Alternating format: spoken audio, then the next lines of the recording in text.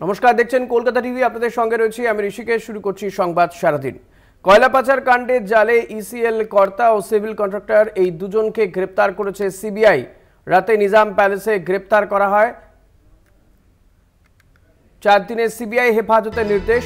আসানসোল বিশেষ সিবিআই আদালতে ধৃত ইসিএল এর কাজোরা অঞ্চলের জিএম আইইডি নরেশ কুমার সাহা, ধৃত সিভিল কন্ট্রাক্টর অশ্বিনী কুমার যাদব, অবৈধ কয়লা কারবারে যুক্ত অশ্বিনী, অভিযোগ অনুপ মাঝি বা লালার কাছে ঘুষ নেওয়ার অভিযোগ, ইসিএল অফিসার নরেশ কুমার সাহার বিরুদ্ধে অভিযোগ। দুজনেই অবৈধ সিন্ডিকেটে কয়লা পাচারে যুক্ত। সিবিআই চার্জশিটে 34 জনের তালিকার বাইরে 2 ধৃত। অবৈধ কয়লা কারবারে যুক্ত অশ্বিনী, এমনটাই অভিযোগ তার বিরুদ্ধে। এরই পাশাপাশি অনুপ মাঝি বা লালার কাছে ঘুষ নেওয়ারও অভিযোগ। ধৃত ইসিএল এর জিএম আইইডি নরেশ কুমার সাহাও। 4 দিনের সিবিআই হেফাজত হয়েছে ধৃত সিভিল কন্ট্রাক্টর অশ্বিনী কুমার যাদব।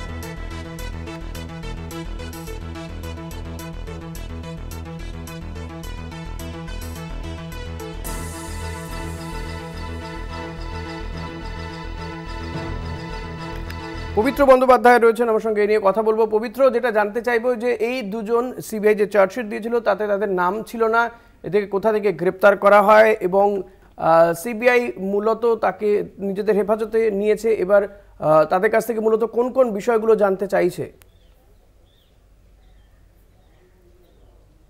দেখো ঋষি, তোমাকে বলে রাখি যে আসানসোলে এই যে আগামী, তোমাকে বলি যে আসানসোলে যে সিবিআই আদালত, সেটা আগামী 3রা জুলাই এই যে কয়লা কাণ্ডের যে দীর্ঘদিন ধরে একটা চলছে, তদন্ত চলছে, তার এবং চার্জশিট গঠন করার কথা আগামী 3রা জুলাই। সেই 3রা জুলাই, এবং তোমাকে বলে রাখি 34 জনের নাম আছে তার মধ্যে।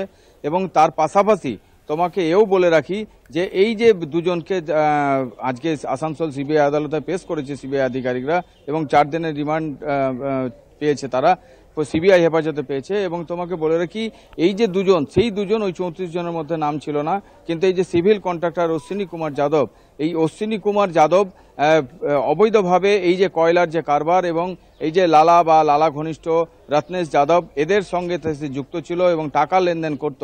এবং এই টাকার ভাগ, এমনই অভিযোগ সিবিআই আধিকারিকদের যে এই যে নরেশ কুমার শাহ, তাকেও নাকি দেয়া হয়েছে। এবং তোমাকে বলে রাখি যে নরেশ কুমার শাহকে 2021 সাল থেকে 23 সাল পর্যন্ত প্রায় 3 বার তাকে ডাকা হয়েছিল, এবং যথারীতি গতকাল নিজাম প্যালেসেও তাকে ডাকা হয়। এবং নিজাম প্যালেসে ডাকার পরেই তাকে কালকে জিজ্ঞাসাবাদ করে, এবং তার জিজ্ঞাসাবাদের সদুত্তর না পাওয়ার পরেই কালকে তাদেরকে গ্রেফতার করে। ঋষি, পবিত্র, জানতে চাইবো এই যে অশ্বিনী কুমার যাদব কিংবা নরেশ কুমার, এদের বিরুদ্ধে ঠিক কি কি অভিযোগ রয়েছে মূলত? দেখো, অবৈধ কয়লা কারবারেই যুক্ত আছে এরা। যেমন অশ্বিনী কুমার যাদব, সে হচ্ছে টাকার লেনদেন করত এবং এই মিডিয়েটারের কাজ করত, এবং আর যেহেতু উনি একজন সরকারি আধিকারিক, কেন্দ্রীয় সরকারের আধিকারিক, এবং সেও তার পরোক্ষভাবে এই যে কয়লা কাণ্ডে জড়িত ছিল, এমনই অভিযোগ সিবিআইয়ের আধিকারিকদের।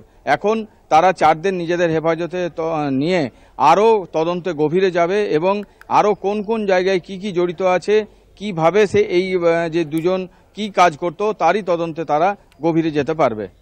ঋষি, পবিত্র, আরেকটা বিষয় জানতে চাইবো যে এই দুজনের নাম তো সিবিআই যে চার্জশিট দিয়েছিল সেই তালিকার বাইরে ছিল, কাদের মারফতে এই দুজনের নাম জানতে পারা গেল? কিভাবে সিবিআই এই দুজনের খোঁজ পেল?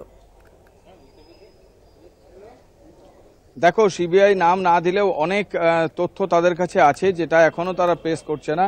যেহেতু তোমাকে বলে রাখি যে 3রা জুলাই চার্জ গঠন হবে, এবং তার আগে যার নাম তাদেরকেও তারা নিতে চাইছে। এবং এই প্রশ্ন আজ আদালতে উঠে আসে, এবং আদালত বলে যে এই বাকি যে তুমি জানো যে ইসিএল এর যে 8 থেকে 10 জন আধিকারিক প্রায় 1 বছর, কেউ 1.5 বছর জেল খেটেছেন, পরে তারা জামিনে মুক্ত হয়েছেন।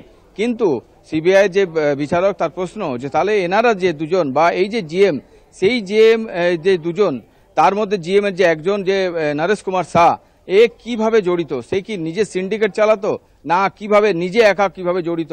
এই সমস্ত প্রশ্ন আজকে আদালতে উঠে আসে, এবং এই তথ্যই খুঁজছে যেমন আদালত, তেমন খুঁজছে সিবিআই আধিকারিকরা। ধন্যবাদ পবিত্র। কথা বলছিলাম প্রতিনিধি পবিত্র বন্দ্যোপাধ্যায়ের সঙ্গে। ইসিএল অফিসার নরেশ কুমার সাহার বিরুদ্ধে অভিযোগ রয়েছে যে দুজনেই অবৈধভাবে সিন্ডিকেট চালাতেন। কয়লা পাচারে যুক্ত দুজনেই। সিবিআই চার্জশিটে যদিও বা এই দুজনের নাম ছিল না, কিন্তু দুজনের বিরুদ্ধেই অনুপ মাঝির কাছ থেকেও টাকা নেওয়ার অভিযোগ রয়েছে। অনুপ মাঝি লালার কাছ থেকে ঘুষ নেওয়ার অভিযোগ রয়েছে অশ্বিনী কুমার যাদব এবং এই নরেশ কুমার সাহার বিরুদ্ধে। আজকে সিবিআই হেফাজতে নিয়েছে তাকে। 4 দিনের সিবিআই হেফাজতে নির্দেশ দিয়েছে আসানসোলের বিশেষ সিবিআই আদালত।